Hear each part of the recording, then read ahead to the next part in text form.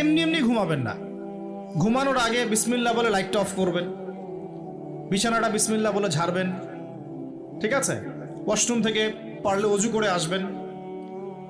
মশারি দিচ্ছেন, lights off করছেন, পাত্র যেগুলো আছে সেগুলো একটু ঢেকে রাখবেন বিসমিল্লাহ বলে, দরজা লাগাবেন বিসমিল্লাহ বলে। এরপর 3 বার পড়বেন সূরা ইখলাস একবার, সূরা ফালাক একবার, সূরা নাস একবার, পরে হাত একত্রিত করে ফু দিয়ে গা মাসাহ করবেন। এই কাজটা 3 বার করবেন। একবার আয়াতুল কুরসি পড়বেন, সূরা বাকারার 255 নম্বর আয়াত, আল্লাহু লা ইলাহা ইল্লা হুয়াল হাইয়ুল কাইয়ুম, এটা শেষ পর্যন্ত। এরপর সূরা বাকারার শেষের 3টা আয়াত পড়বেন, লিল্লাহি মা ফিস সামাওয়াতি, এখান থেকে ফানসুরনা আলাল কওমিল কাফিরিন পর্যন্ত। তারপর ডান কাতে পাশ ফিরবেন, বলবেন আল্লাহুম্মা বিইসমিকা আমুতু ওয়া আহইয়া।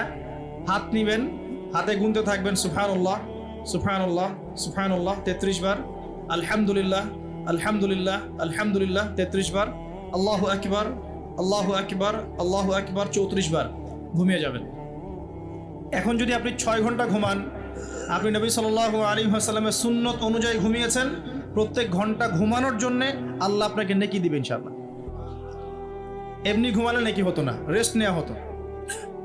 আমি একজন ব্যক্তিত্বের কথা বলছি, যার প্রতিটা কাজ অনুসরণ করলে ইনশাআল্লাহ জানা অনুযায়ী আমলটা হয়ে যাবে, আল্লাহর কাছে আমরা মাকবুল হব ইনশাআল্লাহ। পারা যাবে ইনশাআল্লাহ।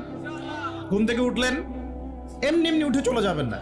উঠেন, বসেন, বসে ঘুমের ভাব দূর করেন, দূর করে বলবেন আলহামদুলিল্লাহিল্লাযী আহইয়ানা বা'দামা আমাতানা ওয়া ইলাইহিন নুশুর। এবার বাথরুমে যান। বাথরুমে গিয়েই বাথরুমে ঢুকে গান গাওয়া শুরু করবেন না। বাথরুমে ঢুকেই বাম পা দিয়ে ঢুকবেন, ঢোকার সময় বলবেন বিসমিল্লাহ আল্লাহুম্মা ইন্নী আউযু বিকা মিনাল খুবসি ওয়াল খাবাইস। বাথরুমে কিন্তু জিন শয়তান থাকে। বাথরুমে কি থাকে? বিজ্ঞান এটা প্রমাণ করতে পারে নাই, এগুলো নাসা বিশ্বাস করবে না, কিন্তু আল্লাহর রাসূল যেহেতু বলেছেন আমরা বিশ্বাস করব। বিজ্ঞান কি সব আবিষ্কার করতে পেরেছে? বিজ্ঞান কি সব আবিষ্কার করতে পেরেছে? বিজ্ঞানের আবিষ্কার কত পার্সেন্ট? এই মহাবিশ্বের 1%ও না। মহাবিশ্বের 1%ও না। আমাদের দেহের মধ্যেই যে রুহটা আছে, এই রুহটার কি কোনো ব্যাখ্যা করতে পারা গেছে? রুহটা কেমন, কঠিন না তরল না বায়বীয়, ব্যাখ্যা করা গেছে?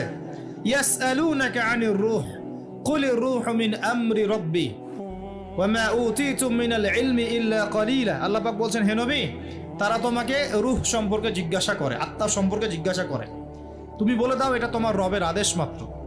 রবের আদেশে এসেছে, আদেশেই চলে যাবে। আর এ বিষয়ে তোমাদেরকে বেশি জ্ঞান দেওয়া হয় নাই।